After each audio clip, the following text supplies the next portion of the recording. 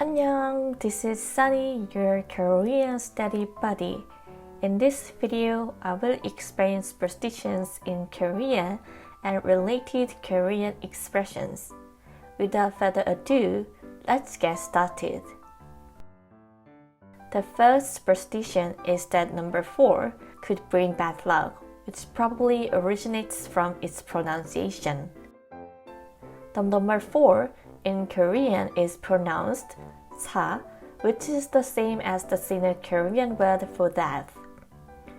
This superstition is so common that many number buttons in elevators use the letter F, referring to the number 4.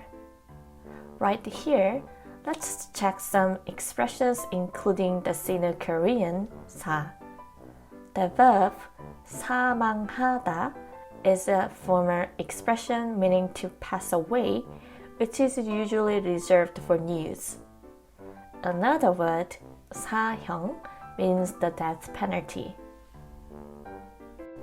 The next superstition is that you should not cut your nails at night. There is a well-known Korean folktale about a kid who cut their nails at night. Suddenly, a rat appeared and ate the nails. The rat transformed into the child's doppelganger. Now let's learn how to say do not cut your nails at night in Korean. It is 밤에 손톱을 깎지 마세요. As you can see, this sentence consists of 3 parts. 밤에 means at night, 손톱을 means your nails, and 깎지 마세요 means do not cut. To tell someone not to do something in Korean, add the imperative conjugation 지 마세요 to the verb stand. The last superstition is that if you eat seaweed soup, 미역국, in Korean, you would fail at your exams. Seaweed is slippery, and the verb slip, 미끄러지다, in Korean means to fail. In my opinion, those two facts might lead to this superstition. On the other hand, yeot, a sticky sweet, represents passing the test. That's why Koreans generally give yeot to a student who's going to take national entrance exam for university.